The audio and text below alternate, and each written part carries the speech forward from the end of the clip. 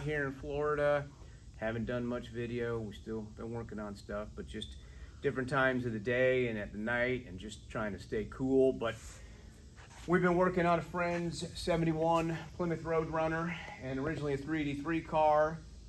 Really neat ride, and we had a stroker motor built for it, and it's about to go in. I'll tell you a little bit about the motor here on the next video, but for now we are trying to get this sucker in. We had Turbo Action up in Jacksonville supply us with a torque converter and build us a transmission, and Vic Cylinder Heads over on the East Coast is the one that did the 440 stroker for us. It's an aluminum headed motor, pretty neat. It's going to produce about 500 horse, and we've got some really nice TTI headers already laying in the engine bay. We got a complete TTI exhaust system, and what I like to do is always lay these in. Well, you got to lay them in first, but we'll put some towels down and a couple of rags, and we always tie wrap these to the top of the shock bolts, just so they're sort of in place, but yet we can still move them and get them over the two end studs on the heads. And then we got a little tape down there around the torsion bars and the header collectors. This way they're staying pretty even in the car. And that's about it. Alright, so now that the motor is in, I've been working on mocking up the exhaust system, and because the motor is modified and has headers, our friend decided to go with a TTI exhaust system.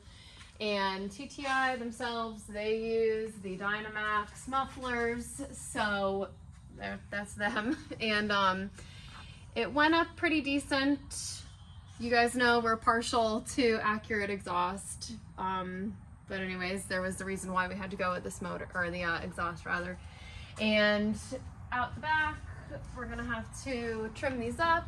They did come with a nice factory reproduction chrome tips, and they are right here. They look pretty similar to mine on my 70 Roadrunner, except just way nicer. So anyways, I'm a little jealous. So here we go. We'll get it going and snapped up there. Can't wait to hear it.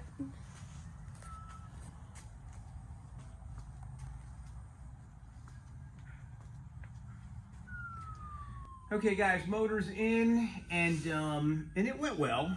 No real complaints.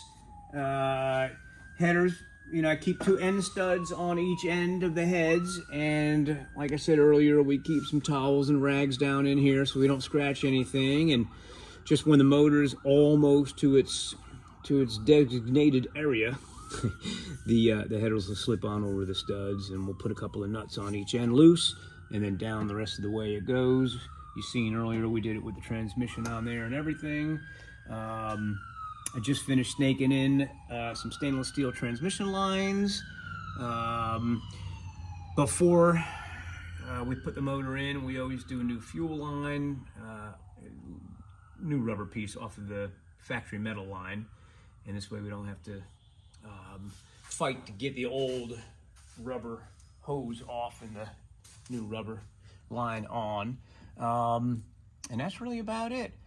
Our friend chose some of the Mopar Performance valve covers. They're not vented yet, so we'll have to put a PCV valve in one of them, and also have one side vented for your positive crankcase ventilation. And I'm gonna put it up in the air, and I'll show you a couple of goodies underneath. We put a 6-quart pan on here. It's the oversized pan. Actually, it's a Hemi application pan, but it'll also go on the regular big blocks. Showed you the stainless steel lines. B&M flex plate. So it's a heavy duty flex plate. This thing is gonna have a minimum of 500 horse. So we had to upgrade its flex plate, and I mentioned about the transmission being done at Turbo Action. Turbo Action uses a really nice cast aluminum pan. It's TM, but I don't know the name of it. But I haven't been able to get one of these. They make them locally. and Turbo Action gets all theirs pretty much from these guys. So I hear they're really good. It seems like it's made very well. TTI headers, I'll say it again, I like them. You know, usually I have to fight them. These things went on without a problem. Nick did a great job on the exhaust. The whole exhaust system is TTI, and like she mentioned, with the headers, the customer wanted to get this 3-inch system all the way back. It's 3 inches, and it went up pretty good.